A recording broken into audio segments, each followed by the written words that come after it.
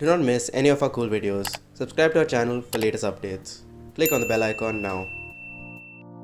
Let's make the Reflex game that we built in the last video a bit more adaptive. Hi and welcome to RoboCraze. My name is Shiv and this video is the 6th in our series where I am teaching you how to program the Raspberry Pi Pico microcontroller using C with the help of a Raspberry Pi SBC. In this video, we'll go over the game that we built in the last video. I'll leave a link to it in the description down below and in the cards above. Last time we built a reflex game where you have to press the button when the LED lights up before it times out. Now let's make it a bit adaptive, that the more you get it right, the faster the game becomes. So let's get started. So this is the circuit we built in the last video. Make sure you've checked out the last video so that you have your circuit set up. If you have not seen it, I'll put a link to it over here. So we are in the Pico C tutorials folder. Let's start by creating a copy. Wait, I'll ls over here and you can see this is the reflex game that we built last time. Let us not change that. Let us just copy recursively reflex game into reflex game adaptive. Yeah, so we'll just create a copy of it and we can cd inside it and we can rename reflex game to reflex game adaptive, and that should be good enough. Now we can change the source code over here. Now instead of using nano for this video, I'll use the Genie editor. So I'll go here into the reflex adaptive game. These are all the other things that we have made over this tutorial series. Do make sure you check all the videos out so that you don't miss out, because in this game we're using all the features that we've learned till now. So this is the adaptive game. I'll open it and there it is. This is the same code that we have from the last video. So let us look. I'll teach you two methods of scoring, of adaptive scoring and adaptive speed control in this. So let's look at the first one. So what we can do for the first one is, instead of actually this will be the same method that we use for both the speed controls. So what we have to do is, instead of using a repeating timer callback, we have to use an alarm, because if you remember, the return value of an alarm is given in microseconds and it says when to call the alarm next. So this is a very neat feature that we can actually use to control our delay, increase and decrease the delay. So I'll just go over to our timer tutorial that I covered 2 videos back, and I'll open this and I'll just copy over the alarm callback. We'll be using some of the same things from these earlier tutorials because there's no need writing them again and again. Now you can see over here we are returning this. So this is 2 seconds in microseconds, but now for us it's going to be adaptive. So let's declare a variable called delay amount and set it to 1500 by default. So this is the value that we'll be starting off with. We can have const int min delay value, or let's call it min delay amount. We'll keep the variable names uniform, and I have to spell int correctly. Alright, so the minimum delay amount can be 500 because faster than 500 is a bit too fast to play, or you can make it 400, but this is up to you. You can feel free to set whatever you want. Max delay amount, and this I can set it as 1500, which is our starting value itself. So when a player loses and they start back from a score of 0, we'll set the delay amount back to the maximum value. Here we should return the delay amount multiplied by 1000, because these delay amounts are given in milliseconds. In order to convert them to microseconds, you have to multiply them by 1000. And instead of saying alarm fired, we should just say something like, we can copy this over from here, because we have to tell, our loops require this timer fired variable, so we have to tell it that the timer has fired indeed. So once this is complete, there's another thing we need to pull from here, and that is adding an alarm. So I'll just copy it over from the timer tutorial and replace the repeating timer with a callback. And you can take the delay value, that is the initial delay value. You can take max delay amount, you can take delay amount, they're basically the same number, it doesn't matter. So what we can do now is, we have a delay, Rest of it will remain the same. What we can do is, as soon as the score increases, we can say delay amount is equal to, and we'll use a ternary operator over here because we need to cap it at a certain level. So we'll say delay amount is equal to delay amount greater than minimum delay amount question mark. If true, we say delay amount minus, and then whatever value we want to subtract it with every time they get it right. Let's turn that also into a variable. We'll make everything into a variable so that the game is highly configurable. So we'll say delay reduction amount is equal to, let's say we reduce it by 100 milliseconds every time the player presses the right button, or 100 is too much. Let's do 50 because between min and max over here, how much do we have? We have 1100 divided by 50. That should give us roughly 11 cycles, or a little bit more than that. But let's see what we have. So we have delay amount minus delay reduction amount colon.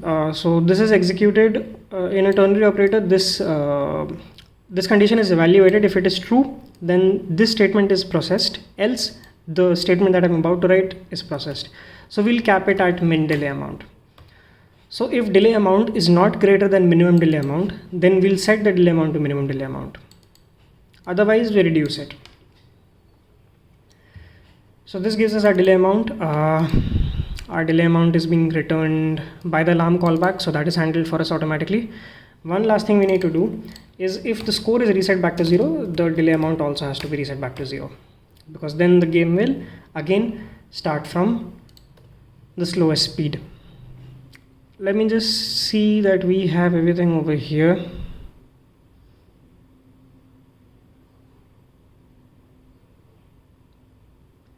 And that looks good. So we can go over. Alright, there are a couple of changes that we need to make. So first, in the CMake list file, I'll open this. We have to, okay, this is not the correct CMake list file. The Reflex adaptive game CMake list file. What we have to do is change Reflex game to Reflex game adaptive, because we have changed the name of the directory, changed the name of the file, everything. So simply replace everything with this. Very simple. Then we have to take the outside CMake list and we have to add another subdirectory so that it shows up. We'll call it adaptive. That is what the folder is called. Save it, close it, and then we can go back over here, go into the build directory, run the command cmake ... And after this command runs, we should have our there you can see Reflex game adaptive is coming up. So I can cd into it. I'll connect the Pico in programming mode as well. So press the button, connect the wire and leave the button. Alright, so our Pico is now connected. I'll then run the make j4 command and wait for the code to build. It should build fairly fast. And once that is done, I'll use the copy command. Or since we're using the GUI today, let me do everything using the GUI. I've shown you many times how to do this using the copy command. Let's mix it up today. So we have the build folder, Reflex adaptive, UF2 file, copy. Then we have to go to /media pi rp2, paste it over here. It will disappear and the game has started. Let's use the minicom command and see what are we getting. Okay, now actually there's one change that I need to make. What I'll do is, we'll print the score, but we'll also print the speed. So we can say delay is and then %d, and let us put the delay amount over here so that we can keep a track of whether our logic is correct or not. So that means I need to run the make command again. I need to connect this again. We need to go back. Okay, now I'll again go back to the copy command. It's much simpler. So we'll copy the UF2 file over to media rp2 and then go back to the minicom command Okay, let's start downloading something else. Minicom command, and you can see the delay starts off as 1500. Now let me start playing the game and let's see if the delay value changes. So as you can see, the delay is reducing by 50 milliseconds every cycle. Let's see how fast it gets before I get out. I'm unable to check what the delay value is right now because I'm focusing on this. Can't look at the screen, but we'll have a look once I'm out. Okay, I missed somewhere in between. Yeah, anyways, so if you look here, it started off at 1500, then started reducing 50 as my score increased, reached 21, I missed, it went back to 1500, and now I'm not pressing it, so it's resetting back to 1500. So basically our dynamic speed control is working, and this was one way of doing it. Now let us look at another method of doing this. Now the second method is the lookup method. For this, I'll just go ahead and comment this line from here, and we can comment these as well since we'll not be using these. I'll go ahead and create an array of integers, so I can call it delay lookup, because this will essentially act like a lookup table for us. And I can start by declaring all the times that I need. I'll be explaining this in a bit. I'll just declare this array and then I'll explain what exactly we're doing over here. So this essentially is a lookup table. So when the score is below 5, we'll have a delay of 1500, and we can increment in steps of 5. You can change this increment, and I'll show that in a bit how. We can actually have only 8 elements over here to begin with. Let's start with 8 elements. We can start reducing the delay one by one. We can start reducing this a bit faster actually. So 1500 milliseconds if the score is below 5. Then we can have 1300 milliseconds if the score is below 10. And you can carry this forward. The advantage of this method is you can control the rate at which the delay reduces. In the earlier method, at least how we wrote it, the delay follows a linear path down. But here you can select what values you want and what increments as well. We'll have a look at that in a minute. For now, I'm assuming intervals of 5 and I'm declaring these as so 800, and let's say below score of 20. So this is below 5 1500, then between 5 and 10 1300, then between 10 15 1100, and so on. So we can keep reducing this. Let's take 500, and this will be 25 because we're doing increments of 5. Then we can reduce the rate of delay reduction a little bit. So here it was 300. Now I've made it 100 because we've reached a very low value now. So this can be 30. How many elements do we have till now? So we have 2 more elements to go. So you can make it 300 for 35, and let's say 250 because 250 is a very little delay. 250 milliseconds is very hard to do. So I'll make that 40. So we have 8 elements over here. Now what I'm basically going to do is I'm going to leverage how integers in C work. So I'll divide the value of score by 5. Now what that will do is if the score is 1, I'll catch the value of the division in an integer. So what will happen is the floating point will get truncated and we'll be left with the integer part of the division. So if I divide my score by 5 for a score of 1, that will give us 0. 2 also it will give us 0. All the way up till 4 it will give us 0. 5 will give us 1. Then 6 will also give us 1, and so on and so forth until 9. 9 divided by 5 will give us 1 point something. It will be definitely less than 2. 10 will give us 2. 9 will give us 1 point something. we'll catch it in an integer.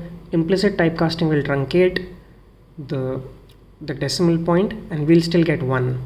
Then at 10 we get 2, and you can see where I'm going with this. So basically in intervals of 5, when we divide the score by 5, we'll get 0, 1, 2, so on and so forth.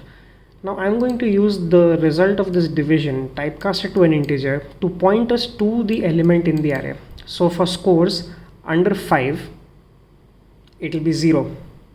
So the 0th element in the array, which is 1500. Between 5 and 10, the division is going to give us 1 when typecasted to integer, and that means the first element of the array. Similarly, 10 to 15 will give us 2, so the third element in the array, because indexing starts from 0, and so on and so forth. At 40 we have to cap the value, because if we have only 8 elements, so we'll put in something to capture that for us. What I can actually do now is I can declare a const int delay reduction, what should I call it, this factor. So 5, 10, 15, 20, the interval of score between each element of the array, let's call it delay score interval. Let's give it some name, and I've declared it 5. As you can see, 5, 10, 15, 20. You can change this to be anything else. If I make this 10, then this will be a score from this will be a score for under 10, and this will be the delay value under 10, and this will be the delay value under 20, under 30, and so on, depending on what you make this number. And we'll write a little bit of code in order to handle this. We can also put this 8 into a variable, but let's not do that right now.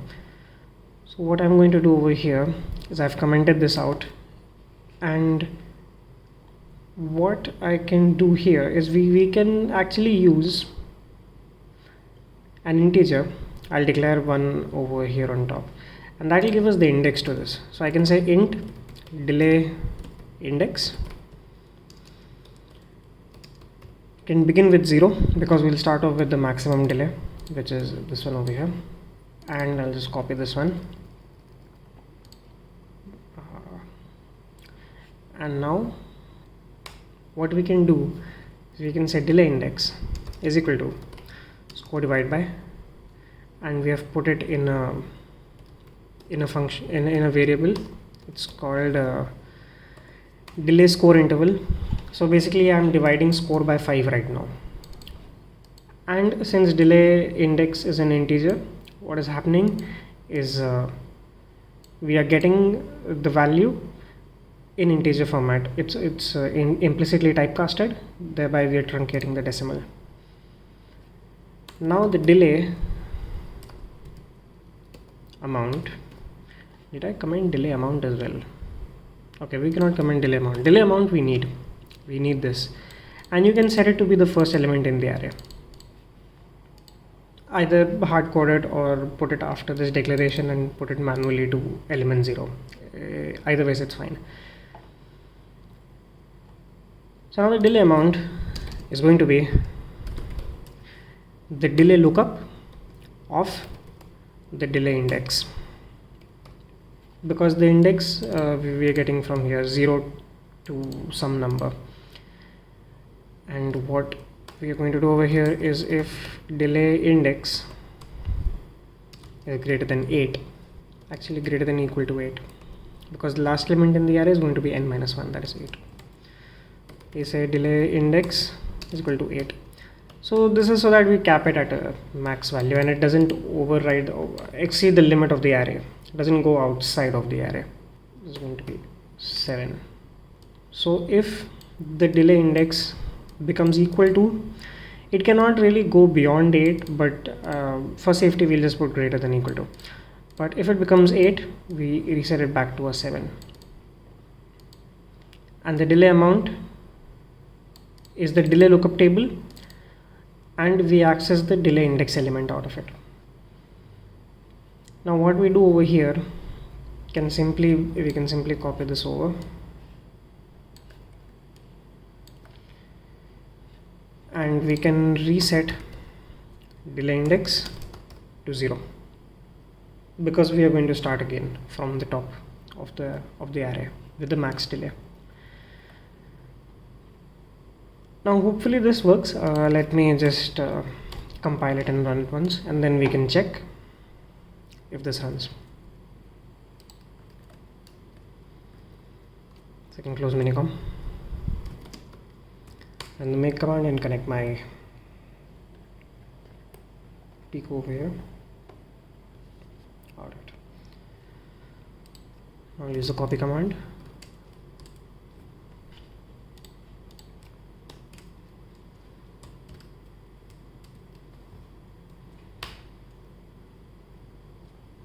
Alright, seems to have started. Let me run minicom one more time. So it's failing right now. Alright, let's start. So every 5 iterations it should become a bit faster. So as you can see, it's already 1300 now. So that was the 5th one, now it's become 1100. And every 5 clicks it should get even faster. So this allows me to kind of have a tiered system where if I am within a certain score limit, okay, I lost it, I completely lost it. So let's have a look. So for 0 until 4 it was 1500, then 5 onwards the index must have become 1. 5 divided by 1 is 1. Second element in the array, sorry, 5 divided by 5 gives us 1, so that's the first element in the array. 6 divided by 5 gives us 1 in integer format, all the way up till 9. Then 10 we get 1100, which is the third element in the index, third element in the array. So let's go over here, we have 1500, 1300, 1100, then consecutively it should have gone down to 800, 500, 400. So we have 1100, 800 until 19, 20 is 500, then it reached 400 and I immediately lost it after that. So then it reset back to 0, which is 1500. So there, that is the second way how we can make the speed a bit adaptive. You can choose which method you like more. You can come up with even come up with different methods for doing this. There are a lot of ways you can do this.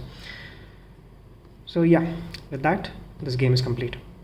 So that's all for this video, guys. I hope you enjoyed it. I hope you learned something today, and if you did, do leave us a like and comment down below if you have any queries, suggestions or ideas that you may want to share with us. Don't forget to subscribe because we'll keep making these videos on various topics, so don't miss them out. Until then, keep learning, keep programming, and I'll see you in the next one.